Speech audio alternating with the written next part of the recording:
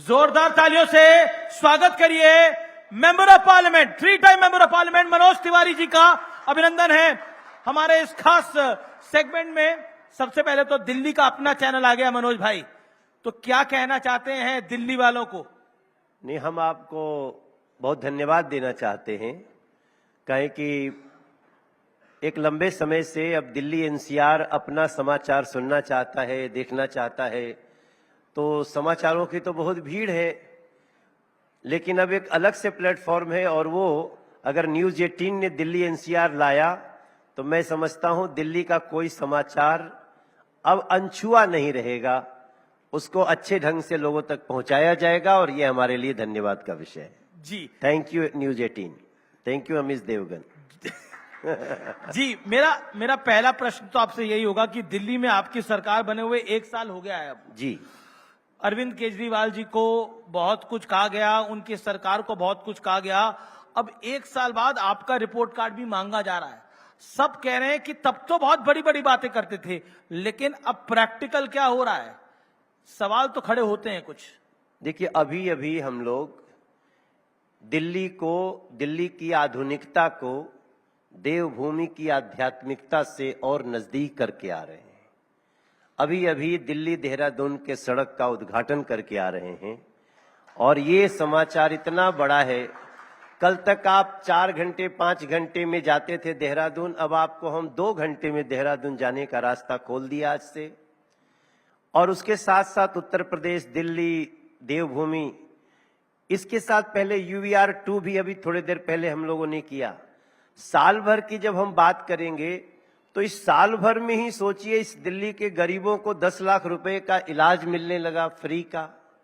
इसी साल भर के अंदर हम लोगों ने जितने बुक मकान होते थे, बोलते थे लोग कि इसमें मीटर नहीं लग सकता, अब दिल्ली में कोई मकान बुक हो या जो भी हो, मीटर लगाना उसका हक है, उसको मीटर लगा के दिया जाएगा। ये सारा हम साल भर के अंदर किए हैं।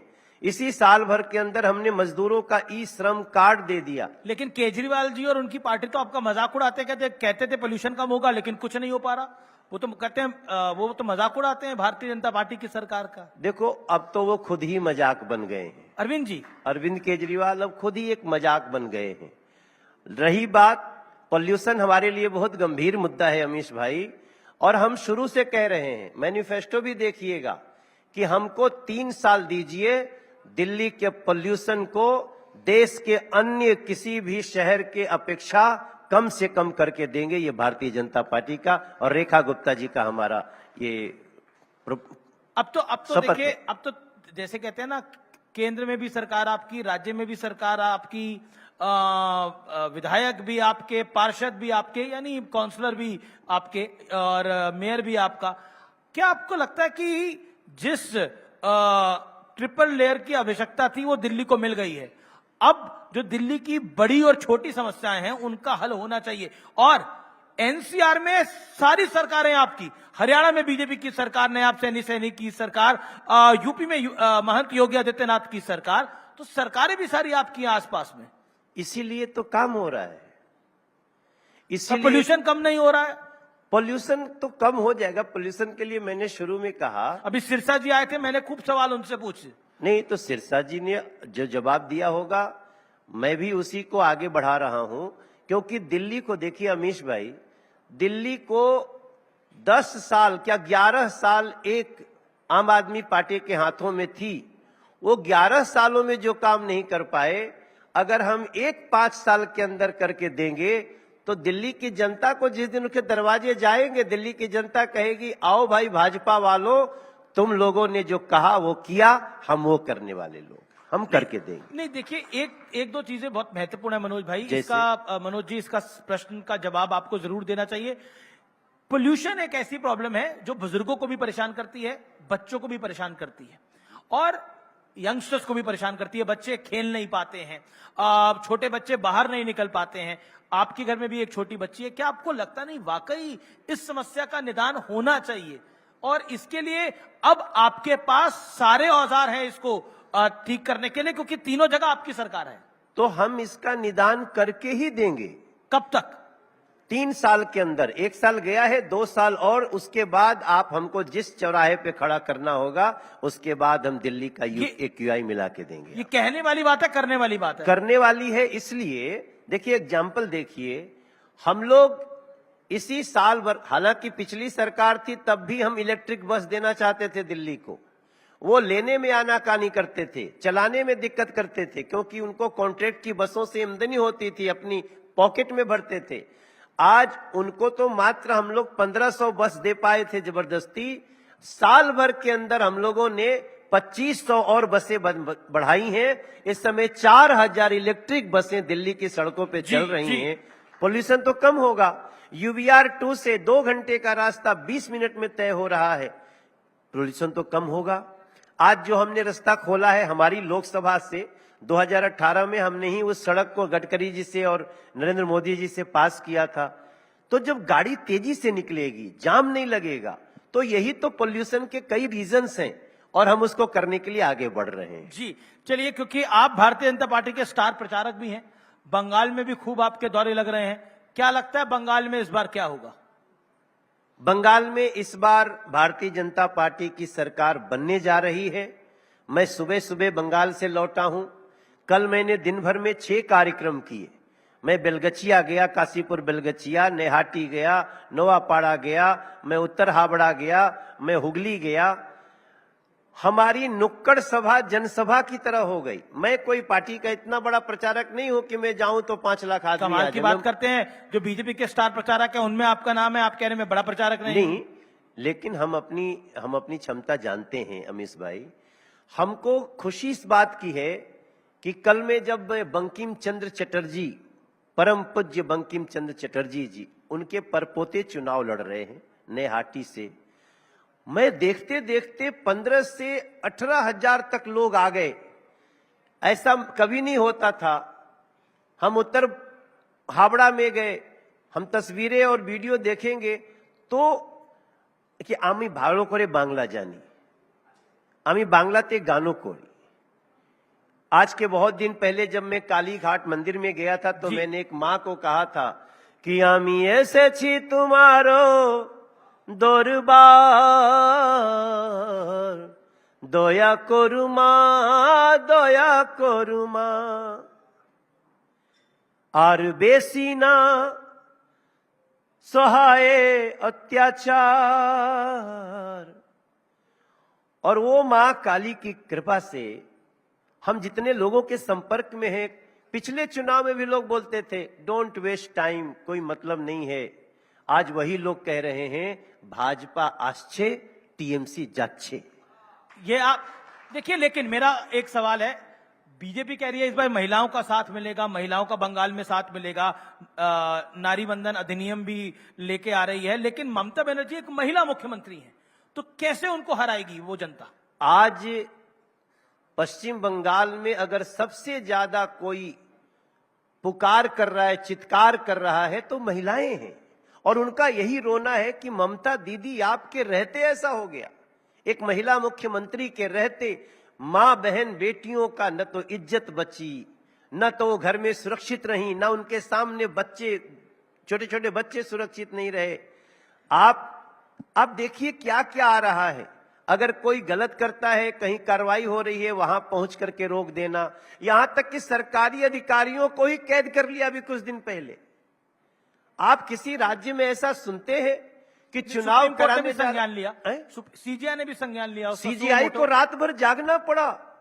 चीफ जस्टिस ऑफ इंडिया को, मैं नहीं समझता हूं इस देश का कोई भी व्यक्ति इस तरह की कल्पना करेगा।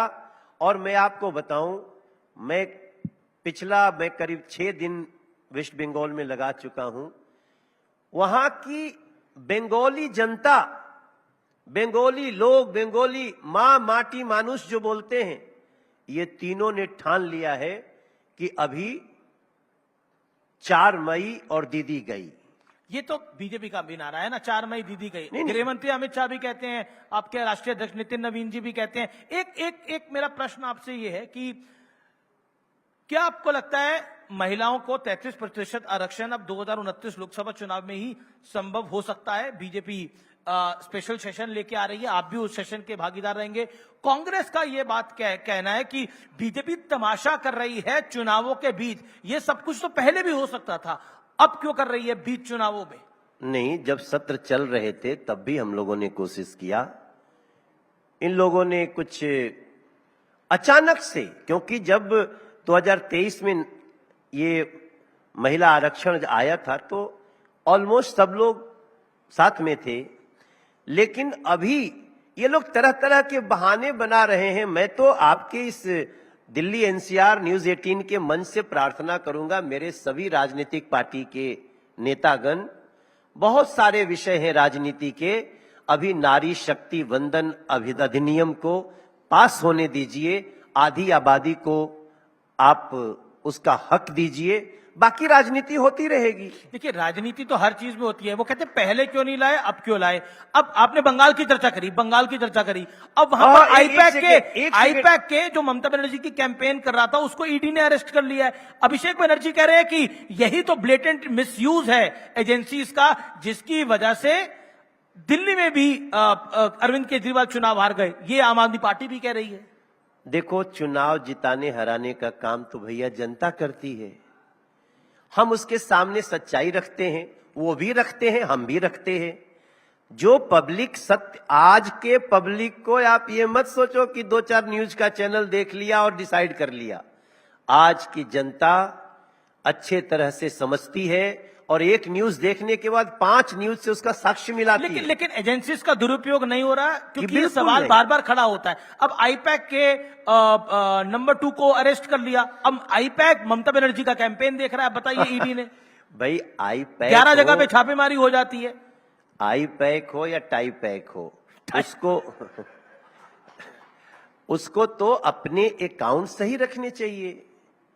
इसमें कहा सांच को आंच क्या, ये तो आप ही की लाइन है और इस देश का बहुत आध्यात्मिक लाइन है कि सांच को आंच नहीं, लेकिन वहां जिधर हाथ रखिए उधर से भ्रष्टाचार का जिन्न निकल आ रहा है। अच्छा, आप लोगों ने भी तो कोई ऑपोजिशन का लीडर छोड़ा नहीं है। नहीं साहब, हमको तो जो किया गया, आज जो हमारे देश के गृह मंत्री जी हैं उनके साथ जो बर्बरता की गई है, हमारे प्रधानमंत्री जी के साथ जो बर्बरता की गई, पीछे देश के हमारी पार्टी कोई उसको सही नहीं ठहराता। लेकिन मैं फिर एक प्रश्न पूछता हूं, दिल्ली का चुनाव हुआ, बीजेपी चुनाव जीती, आम आदमी पार्टी ने बोला एसआईआर की वजह से हम चुनाव हार गए। अब बंगाल का चुनाव हो रहा है, एसआईआर को लेकर रोना धोना वहां भी हो रहा है, बिहार में भी एसआईआर का रोना धोना हुआ। क्या आपको लगता है कि इलेक्शन कमीशन, ईडी, इन पे जो आरोप लगते हैं, वाकई ये कहीं ना कहीं उनकी छवि भी खराब कर रहे हैं? ये कोशिश कर रहे हैं। अरविंद केजरीवाल तो जज पे भी आरोप लगा रहे हैं। विपक्ष की कोशिश है कि भारत की सारी संवैधानिक संस्थाओं पे विवाद हो। ये जानते हैं कि देश को कमजोर कैसे करते हैं। इनको बढ़ता हुआ देश अच्छा नहीं लगता। मैं बहुत ही साफ से बोलना चाहता हूं। और देखिए, एसआईआर की बात कर रहे हैं अमिश भाई, ऐसे ऐसे कहानियां निकल रही हैं कि एक बाप के 390 बेटे हैं वोट देने वाले। हाँ, एक तो बाप ऐसा मिला जो 64 साल का है और उसका बेटा एक 60 साल का है, एक 59 साल का है। अगर इस तरह की गड़बड़ियां हैं उसको ठीक कर रहे हैं तो क्या ढूंढ के निकाल के लाए हैं ये सब? नहीं, ऐसे तो बहुत सारे हैं। देखिए, मैं तो आपको एक बड़ी विनम्रता से, आज मैं सुबह बाबा साहब भीमराव अंबेडकर जी के वहां पे था, खड़गे जी मिले। जो खड़गे जी अभी 4 दिन पहले बोले ये भाजपा और आरएसएस वाले जहरीले सांप हैं, नमाज छोड़ के इनको मारो। और आज हमारे प्रधानमंत्री जाके पूछ रहे थे और आपकी तबीयत कैसी है। ये संस्कारों का अंतर है। पर ये क्यों बोला खड़गे जी ने, ये नमाज छोड़कर? कुरान में ऐसा लिखा है। अब एक गरीब नवाज फाउंडेशन के चेयरमैन है अंसार रजा, उन्होंने बकायदा चिट्ठी लिख दी। उन्होंने कहा कुरान में कहां लिखा है, खड़गे जी बता दें हमें ऐसी बात। ये चाहे कांग्रेस हो, चाहे आम आदमी पार्टी हो या टीएमसी हो, ये नमाजियों को आतंकी समझते हैं। पर ऐसा थोड़ी है। अरे भाई, वही तभी तो करें, उठो मारो, छोड़ दो नमाज बिगड़ जाए कुछ नहीं। आप मनोज तिवारी को मारना चाहते हो? हमारे 4000 से ज्यादा विधायक हैं, हमारे 18 करोड़ से ज्यादा सदस्य हैं बीजेपी के, आप उनको मारना चाहते हो? कौन से लोकतंत्र में लिखा हुआ है? और दूसरी तरफ व्यवहार देखिए, मैं अभी महात्मा फुले के जयंती पे मैं गया था राहुल गांधी जी से, मैं वहीं खड़ा था। राहुल गांधी जी क्या क्या बोलते हैं। राहुल गांधी जी से नरेंद्र मोदी जी ने उनकी मां का हालचाल पूछ रहे थे, मैं पीछे खड़ा था, वीडियो निकाली। अच्छा, तो राहुल जी ने क्या जवाब दिया फिर?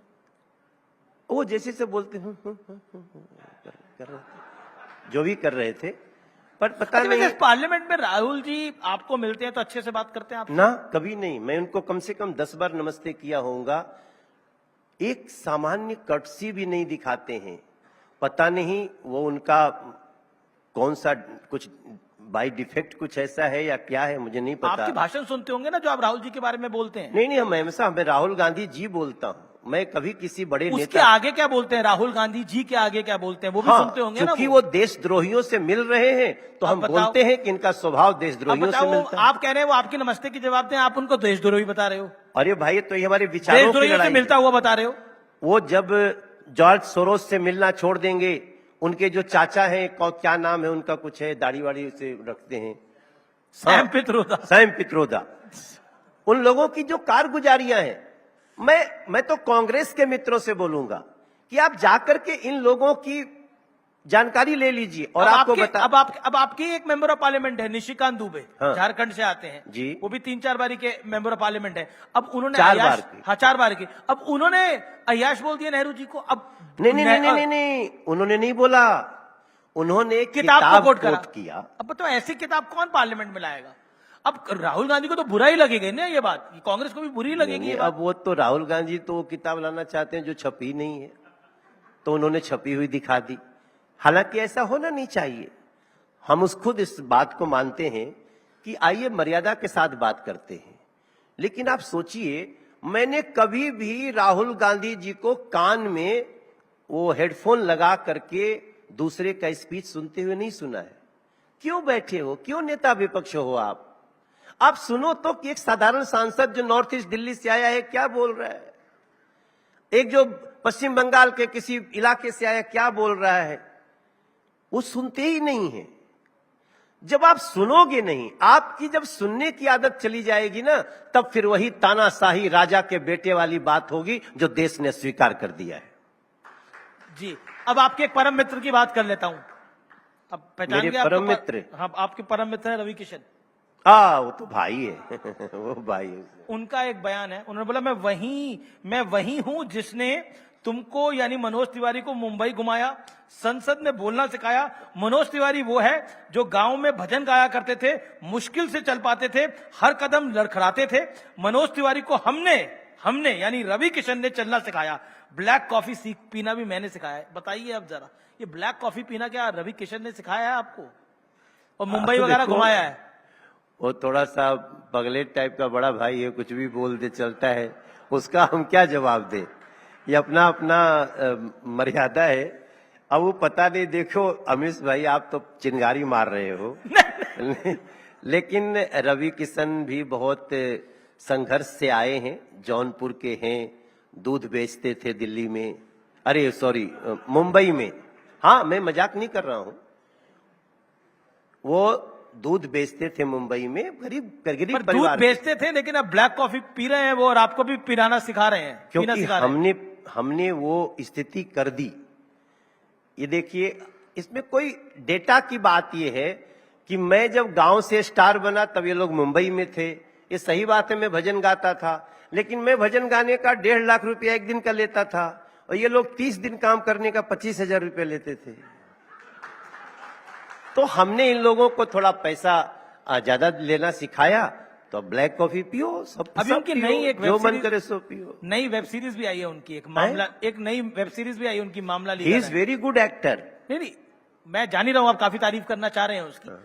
नहीं, इसमें कोई दो राय नहीं। मैं जानता हूं आप उनकी तारीफ, मैंने तो आप दोनों को साथ बिठा के भी इंटरव्यू करा हुआ है, तो मैं नहीं, आपने लड़ाने की कोशिश की थी हम लोगों को। नहीं, मैं अच्छा ये बताइए, क्रिकेट किसने किसको खेलना सिखाया, आपने या उन्होंने? मतलब कौन बेटर क्रिकेटर? अब सर देखो,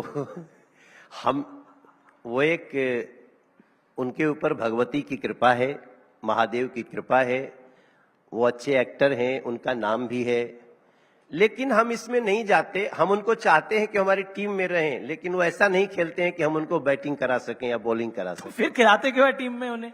इसलिए कि स्टार है।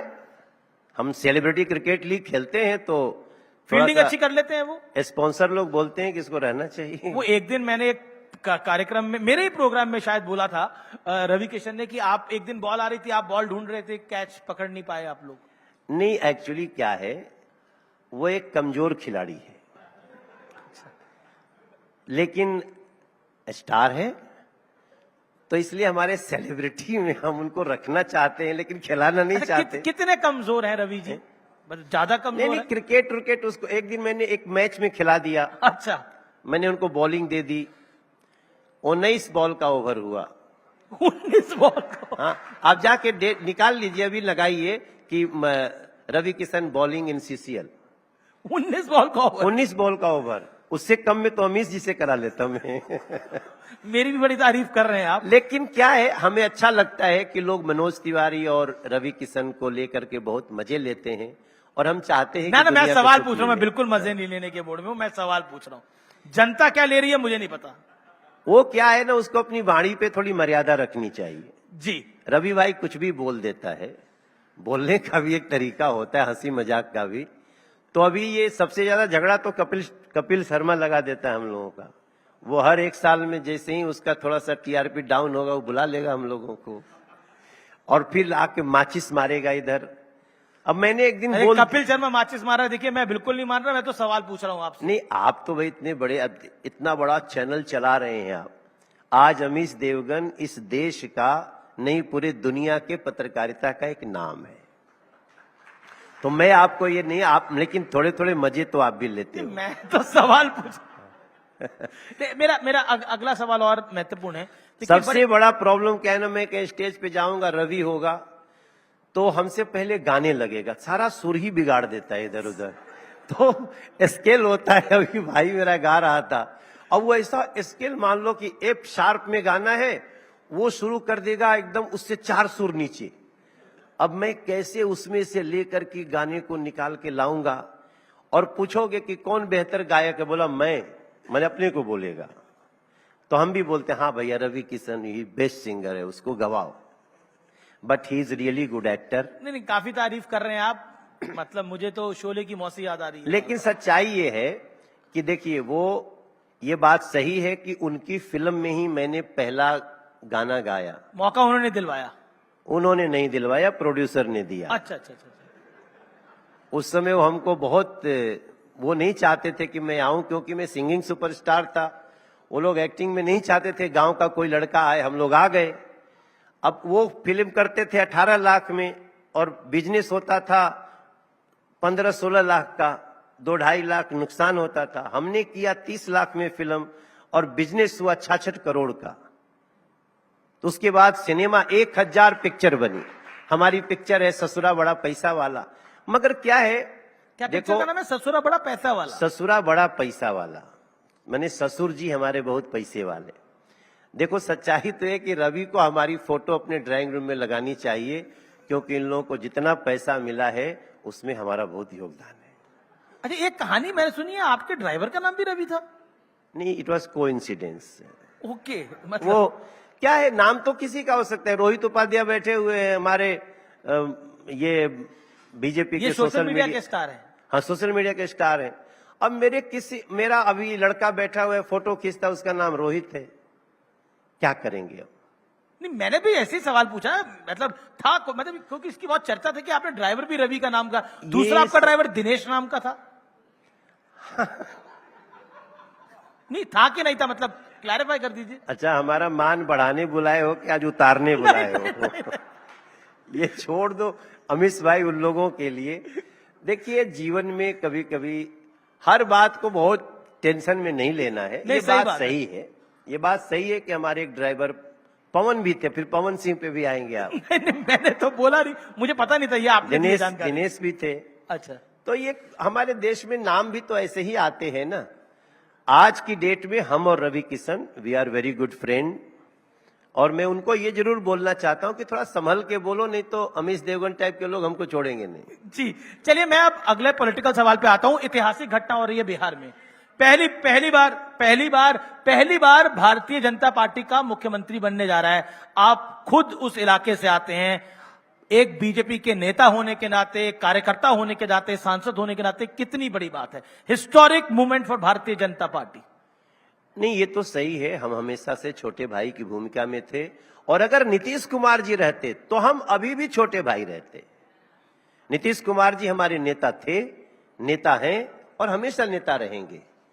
लेकिन ये उनका ही डिसीजन है, अपनी जो एक दो पार्टियों की आपस में कोलिशन होती है कि जब नीतीश कुमार जी नहीं है तो अब बड़े भाई की भूमिका में भारतीय जनता पार्टी आ रही है। पर नीतीश कुमार तो हैं, उनको राज्यसभा भेज दिया गया है ना।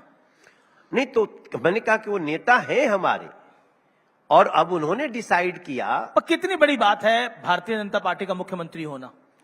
नहीं, बहुत, भारतीय जनता पार्टी के लिए बहुत बड़ी बात है, और इसमें नीतीश कुमार जी की बड़ी बीजेपी का महानता है। सीएम नहीं रहा बिहार में। हाँ, अब पहला होने जा रहा है, शपथ होगी तो हाँ। क्या, कैसे शुभकामनाएं देना चाहेंगे आप उनको? जियो नहीं, बिहार के लाला।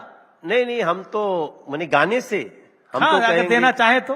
हे राजा जी ये करे तो राहल हा जरूरत मूरत खूबसूरत हो। हे राजा जी, हे राजा जी, हे राजा जी ए करे ताराहल हा जरूरत मूरत खूबसूरत हो। This is my feeling. एक आपकी फेलो मेंबर ऑफ पार्लियामेंट है कंगना रनौत, उन्होंने बोला कि महिलाओं को राहुल गांधी के सामने असहज महसूस होता है। ये बयान दिया कंगना रनौत ने, क्या आप इससे सहमत हैं? वो मैंने सुना नहीं कि असहज कर देते हैं, आपका क्या ऑब्जर्वेशन है? वो राहुल गांधी जी कुछ भी कर सकते हैं। जी, मेरा अगला सवाल है कि धुरंधर 1 और 2 दोनों देख लिया आपने? सर सत्य बोले तो अभी तक नहीं देखा हमने। नहीं देखा आप? अभी नहीं देखा मैंने, बस मैं जल्दी देखना चाहता हूँ। एक भी नहीं देखी, दो भी नहीं, दो तो नहीं देखी, एक भी नहीं देखी अभी? हमारी वाइफ देखी, वही बताई कि बहुत अच्छी फिल्म है। तो मौका अभी मिले... तक मैं देख नहीं पाया हूँ, अब आपसे बोल दूं फिर सीन पूछने लोगोगे, गड़बड़ हो। नहीं, मैं बताऊंगा कि आपकी कॉन्स्टिट्यूएंसी और धुरंधर का भी एक नाता है। वो क्या है? वो सरप्राइज हमारे पास है यहाँ पर। हाँ, तो आपने पहली बार मुझे फंसाया। फंस गए आप। और नाता क्या है? सामने बैठे हैं धुरंधर के सिंगर, ये आप ही की कॉन्स्टिट्यूएंसी से आते हैं। आप हमारे यहाँ रहते हो, वोट बन गया आपका? अरे भाई साहब, अरे भाई। सर 2 बार वोट दिया है आपको हमने। तीसरी बार दे नहीं पाए। अरे मेरे भाई, हाँ, चौथी बार बनवा देना। बट यार मुझे ये नहीं पता था कि आप इनको इधर लाओ ना, इधर आओ, इधर।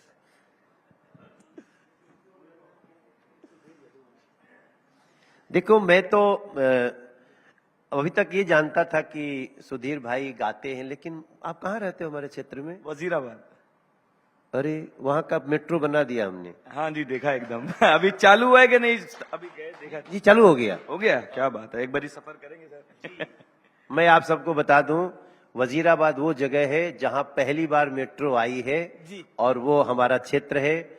नरेंद्र मोदी जी का धन्यवाद। उसी मेट्रो में दिल्ली सरकार ने अपना पैसा देने से इनकार कर दिया था, मोदी जी ने कहा बनाओ, और अब हमारी सरकार आई, रेखा गुप्ता जी ने पैसा उसमें सैंक्शन किया, आज वो सारा। लेकिन देखिए, आपने आपकी कॉन्स्टिट्यूएंसी का धुरंधर का कनेक्शन है और आपने धुरंधर नहीं देखी, बताइए। नहीं, मैंने वो उस पे आता है ना इंस्टाग्राम पे, उस पे काफी कुछ देख लिया है, मगर पूरी फिल्म नहीं देखी।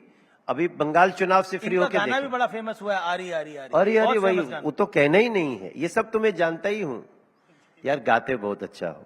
देखो, मेरी भी यात्रा करीब 30 रवि किशन से बेहतर गाते नहीं गाते ये। रवि किशन सर की जो अभी आने वाला उनका सीरीज है, उसमें पहली बार एक भोजपुरी गाना मैंने डब किया है। भोजपुरी? नहीं सर, अभी नहीं। अनाउंस होने के बाद मैं जरूर गा सकता हूँ। नहीं, सब गाओ यार, भोजपुरी छोड़ दो हम लोग। प्रयास किया है सर, उतना अच्छा नहीं गा पाऊंगा मैं। एक लाइन कुछ गाना चाहते हो आप? बस मैं गाने का नाम बता देता हूँ, गाने का नाम है वैसा ही जैसा होना चाहिए, टकाटक। अरे ये नहीं, कोई और मनोज भाई के लिए कोई गाना आप यहाँ पे शुरू से ये हम तो यार कमाल सिंगर है, और ऐसे ही लोग अभी आएंगे, बहुत बढ़िया। सर बैसाखी का मौका है और सब बधाई दे रहे हैं, तो मैं वैसा ही कुछ गाना चाहूंगा जी जी। आप सभी के लिए। हो ज मेरा जी करदा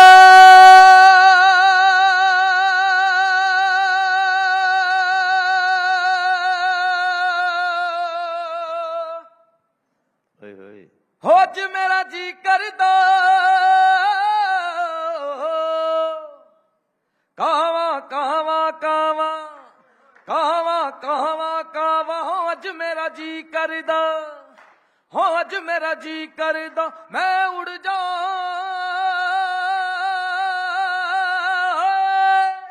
उड़ जा नाल हवावा,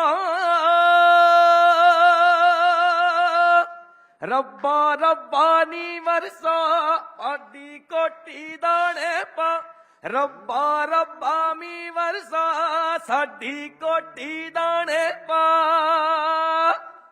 वाह, धन्यवाद क्या धन्यवाद, बात, बहुत धन्यवाद। शानदार। और आपके एक वोटर से भी हमने आपको मिलाया। इनके स्वर सुने ना, तो मुझे एक नया गाना आजकल तैयार कर रहा हूँ, वो याद आ गया।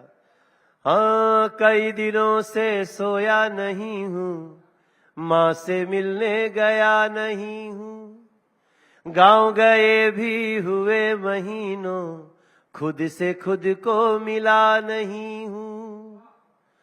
हो ये तो सब चलते रहता है, चिंता की कहाँ कोई बात है, बाकी तो सब ठीक ठाक है, बाकी तो सब ठीक ठाक है, बाकी तो सब ठीक ठाक है, बाकी तो सब ठीक। थैंक यू वेरी मच, इसने सुर बड़े अच्छे लगाए। अरे सर जी, नहीं आइए मनोज भाई, बिल्कुल ये इसको वाइंड बड़ी अप कर। भागा दौड़ी से फीलिंग है। थैंक यू सुधीर, अब एक दिन घर आओ चाय पीने। हाँ जी सर, आप बहुत बुलाइए, शानदार, हम दौड़े तालियां। दौड़े एक सवाल चलते चलते, बिल्कुल टाइम समाप्त हो गया है। राघव चड्ढा क्या बीजेपी में आ रहे हैं? राघव चड्ढा की राजनीति क्या बीजेपी की तरफ हो रही है?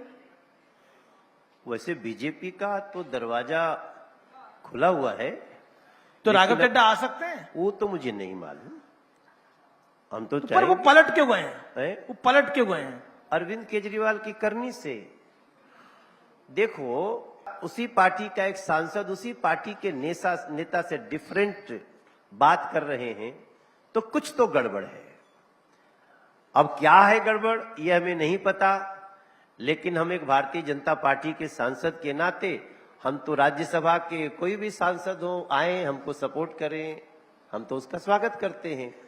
लेकिन राघव चड्ढा जी का क्या है, आगे कैसे है, उसका न तो हम लोगों से कोई मतलब है जी, और ना तो अभी कोई बातचीत है। किसी दिन वो चाय पीने आएंगे तो हम उनको पिलाएंगे। जी, तो चाय पीने आएंगे तो पार्टी में भी आएंगे क्या? चाय पीने आने के बाद बहुत कुछ हो जाता है। ओके, तो मतलब आपने क्लियर कट बोला है। बहुत बहुत शुक्रिया, thank you so much Manoj Tiwari ji के लिए जोरदार तालियां। Pleasure having you Manoj ji. Thank you so much.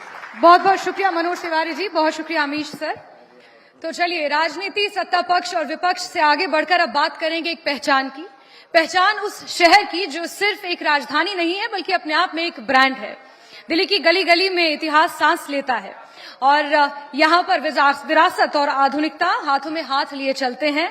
और अब बात होगी एक ऐसी पहचान की जो सिर्फ नक्शे पर नहीं है बल्कि हर दिल में बसती है। बात होगी ब्रांड दिल्ली की, और इस पर चर्चा करने के लिए मैं मंच पर आमंत्रित करना चाहूंगी मेरे सीनियर कॉलीग आनंद नरसिम्हन, और साथ ही साथ हमारे खास मेहमानों को मैं मंच पर आमंत्रित करना चाहूंगी doctor Sanjeev Bagai, Padmashri awardee and chairman Nephron clinic. साथ ही साथ मंच पर मैं आमंत्रित करना चाहूंगी दिलीप चेरियान, इमेज गुरु हैं, अभिजीत अय्यर मित्र, सीनियर फेलो